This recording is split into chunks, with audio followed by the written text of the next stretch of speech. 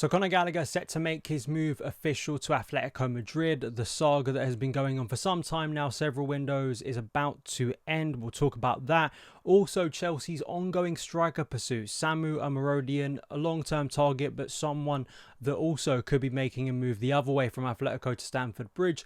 But Victor Osimhen still seems like an alive deal for Chelsea this window. As well, some other stuff to talk about before we wrap up today's news show. If you are new around here, want to see the latest Chelsea content, do me a massive favour. I know many who watch this channel, you're not hitting that subscribe button. It's free to do and really helps the show get bigger and better. So hit that subscribe button if you're watching on YouTube. Please do subscribe, follow the podcast, and please leave us a positive rating review if you are enjoying it. But let's start off with the big news. Conor Gallagher. This has been the saga that really has heated up over the past week. I think you see there's a lot of transfers, right? It ramps up and a conclusion has to be reached. And of course, there are a lot of parallels, it feels like, with Mason Mount a year ago, where that went on for months, his contract saga. And then there came a point where even though Man United, it didn't feel like we're going to reach Chelsea's reported sort of asking price, eventually there comes a point with any transfer, and it's almost similar to when a manager is going to be sacked or not, is that you kind of reached an end point, and clearly that has been reached. Matt Law reporting, we'll talk about Matt Law's reporting about the striker situation, but in reporting about the Gallagher situation, it is believed that really Kieran Trippier, who of course now back in the Premier League of Newcastle, but of course spent time with Atletico Madrid and really spoke highly of Diego Simeone's tactics, his kind of influence and helping his development as a player massively. I believe he won La Liga with Atletico whilst he was there, and of course played in the Champions League. And you know, for Conor, I think it's a really good move for his career. It continues a trend of Chelsea selling Cobham graduates under this ownership, and those Cobham graduates going instantly to a team who play in the Champions League, whilst Chelsea do not. I know Chelsea, you've pointed this out, but it's a very relevant list, and it seems to only be growing, unfortunately, which is Andreas Christensen went to Barcelona. We've got Ruben Loftus-Cheek went to AC Milan. Lewis Hall, of course, went to Newcastle last year. Ian Maatsen going to Aston Villa this summer. Mason Mount going to Man United.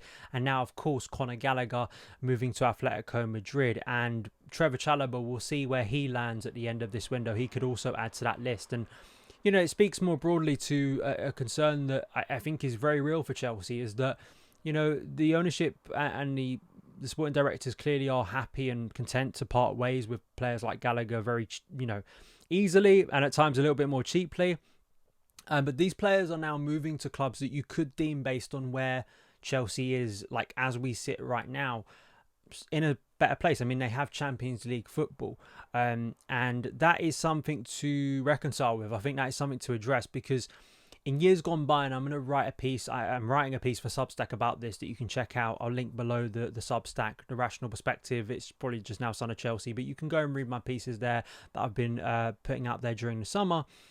Is that, you know, there was a period in history when, you know, Chelsea would lose Cobham graduates, but they weren't the biggest names. And at the time, Chelsea's first team was amazing. And, you know, when you had the likes of Eden Hazard, Diego Costa, Cesc Fabregas, Nemanja Matic, and N'Golo Kante, you had JT, you had Ashley Cole, you had Branislav Ivanovic, Petr Cech, Thibaut Courtois. The list goes on. When you had great players in the first team who Chelsea were winning titles with, you know, it was easier to stomach young players going. And those young players obviously didn't reach the heights of Premier League football. But this is a very different era now, where Chelsea have academy players that are outperforming some more expensive players we've signed. They are the most consistent. They are very versatile. They're not exactly always world class, but they are very durable and effective players.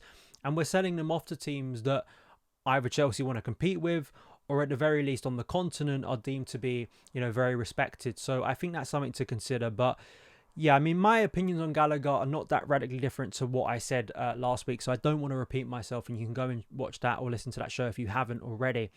But I don't think it's an amazing move, and I think losing a player like Gallagher will hurt Chelsea's squad if they don't adequately replace it, or Maresca can't find what has been lost by Conor Gallagher. But let's move on now to the striker situation, one that has been developing all summer. And the idea, you know, would Chelsea sign a striker? Obviously, we've already signed Marc Guiu from Barcelona. And I think this is also another part of it that you kind of have to factor in. If Matt Law's report, and David Ornstein has reported this too today, because a lot of dominoes are starting to fall. You see this every summer with transfers.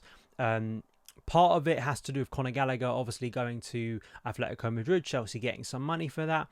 But really in the striker situation, it's all kind of spiralling now, where it looks like Julian Alvarez from Man City is going to be making his move to Atletico Madrid. A deal is near for them, which then would open up the door for Samu Omorodion, who was on loan last year, but is someone that clearly Atletico Madrid feel is a highly rated centre forward, about 40 million it seems like, or around that.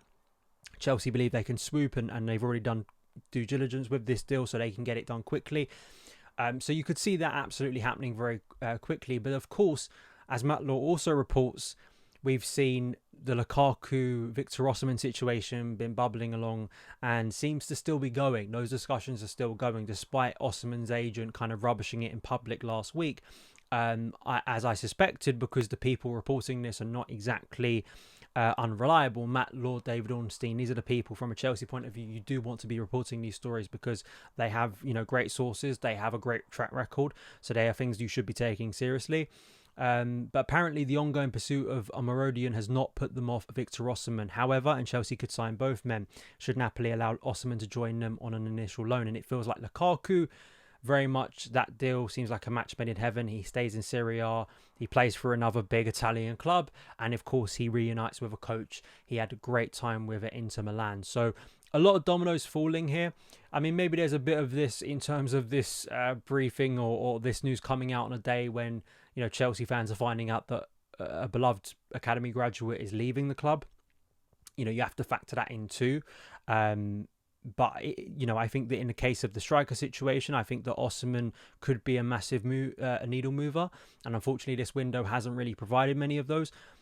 The after effect of signing both players, even one player, I think is going to be interesting, because it's believed now that David Dacha Fofana could leave on loan or permanently. I mean, that's not much of a shock because he wasn't taken on a pre-season tour. Armando Broja, despite being taken on a pre-season tour, I think it's been inevitable he would leave Chelsea at some point soon. So I think this would make way for that as well. And as was the case last year, Chelsea did a lot of business late on in the window, and I do ponder if that will be the case this time. But Osimhen obviously is the huge one. Omorodion is a raw centre-forward, but I know from people who've watched him that there's a lot more positivity than negativity about him. I think there just is a case of refining that style of play. And, in terms of his attributes, in terms of his movement, in terms of his aggression, if he can channel that, he could be quite an unstoppable player. At least that's the way people who really rate him have been talking about him. So, 40 million is a little bit steep, and I think when you think about what the impact on Nicholas Jackson would be, who can play wider, as Matt Law talked about, and I like seeing Nicholas Jackson wider. I think it's a good attribute of his game. But Mark Guiu, who I think has had a positive pre-season, what happens to him? Is he now going to be loaned out? But then also Chelsea have consistently briefed and talked about how they need a big squad because they deem this like not just the season that starts in 2 weeks that goes to May. They're looking obviously at the Club World Cup on top of it as well. So they want a big squad, and maybe this is representation of that. Or maybe in the case of Victor Osimhen, it's kind of nice stories out there, but will it actually come to fruition? I think that's still the huge question. But Samu Omorodion, I really like the profile of him as a centre forward. I'd be curious to see how it would work with Enzo Maresca. But I like having more of a chaos forward, someone who is a little bit of a battering ram. And I never mean that as an insult. I mean that as a positive, because you want someone who's going to cause your opposing centre-backs real problems. And I think the way them players can work around that, I think even to an extent Mark Guiu has shown this, but Jackson has as well. A front man that the likes of Nkunku and Palmer, that's who I'm most thinking of, can play around, is obviously, I think, an important thing for Chelsea this year. Some other stories to speak of before we wrap up here. Alfie Gilchrist, we felt he was going to be getting a loan. I think there was a brief period where it looked like he may join Cesc Fabregas at Como, and that would have been, I think, a brilliant loan move. I think it would have been a lovely one, but unfortunately that hasn't come to fruition. Instead, he's going to be making a loan move to Sheffield United, obviously recently relegated from the Premier League, but very much championship specialists, and they may prove to once again be one of those yo-yo clubs who find themselves in a promotion chase once again. And I think that for Alfie, it's a great loan move. I think in terms of him getting consistent minutes at a very high level, there isn't the Premier League, but he will be playing week in, week out. And the litany of players we've seen from Cobham who go on loan in the Championship, especially defenders. I mean, we just think quite recently, Levi Colwell, Fikayo Tomori, Mark Gurhey, there is an example and very much a pathway and a legacy here of our academy defenders going to the championship, and other players too, but especially defenders, and really making a name for themselves and very much elevating their status. So I think for Gilchrist, who had a really positive year last, could hopefully do the same with Sheffield United, and that's one I'm going to be watching because I really like Alfie. I think he looks like a very good talent, and I think the mentality wise just is a sort of Pitbull, kind of someone who on the pitch just wants to leave it all out there, and I think a lot of fans like to see that, right, especially from the academy. The only other thing is of course the Europa Conference League draw for the playoff was made earlier today, and because UEFA's new system is really complicated, Chelsea will be facing basically the loser of the Servette or Braga game. Servette, of course, from Switzerland, Braga from Portugal. The reason for this is Servette and Braga are actually in Europa League qualifying, so they would then drop down into Conference League qualifying. So that's why if you're searching for them on the Conference League qualifiers, you won't find them. You have to look on the Europa League. That's where they'll be playing. I think on Thursday is the first leg of that. The first leg will be at Stamford Bridge. Second, either away to Braga or Servette. So the Europa Conference League journey begins. The only other thing I did want to mention is that Chelsea apparently have included matching rights in the deal for Conor Gallagher, which basically means that if Atletico come to sell him in the future and they get a sufficient bid from someone, basically Chelsea have to be alerted on that and can go in and maybe make a deal happen. I do find that quite funny given the way, this ownership is now treating academy products, and will it be the classic thing of perception and you don't really take your academy products seriously, but they have to go elsewhere, prove themselves, and then suddenly you deem them an expensive player that you're going to treat a little bit differently?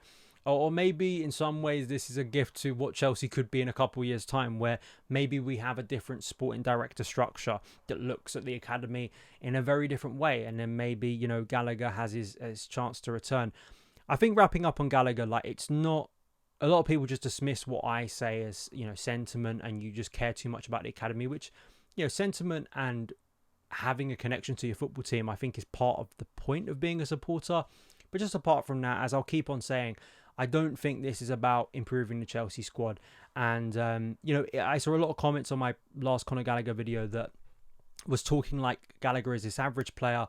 If we want to be serious, why would he be, deemed a key player? Well, that's what we are in 2024. And that's not to kind of talk down Conor Gallagher. It's just people seem to live in this fantasy world where Chelsea are still signing the best players in the world. And if we were signing superior players to Conor Gallagher, as I said earlier, and he was just not good enough for the first team, and that was not these really vague words of you don't like him because of the way he runs or because he works hard, or you don't. I'm not talking technically in the way maybe Twitter uses it. I'm talking in terms of objectively, he's simply not good enough compared to Frank Lampard. He's not as good as Cesc Fabregas. We obviously you can talk about levels of players, which is something that Loftus-Cheek had to fight through when he was young at Chelsea. Then it's a different conversation. If you're buying a level and caliber of player of Nkunku or especially Cole Palmer in positions to upgrade, few people are going to have a problem. If you're signing players that don't do that and don't provide that output and aren't making your squad stronger, and as we've seen, Chelsea are not at the level they were before, then I think it's a different conversation. So that's why it's coupled of, homegrown players, a sense of connection being ripped out for a lot of fans, and fans feeling it very distant at the moment. But then on top of that, just objectively looking at the strength of the squad and the options that Enzo Maresca has at his disposal, and thinking, is our squad stronger or weaker by losing Conor Gallagher? And I think for me, it's weaker. You may disagree with that, but I think that this pure profit idea is not one for me that's based purely on what's going to give us the strongest squad. And I think that's the big debate at the moment, and we'll see how it plays out during the season. So that's my thought. Let me know yours in the comments below. Please do like, subscribe, all that good stuff, and I'll see you again very soon. All the best.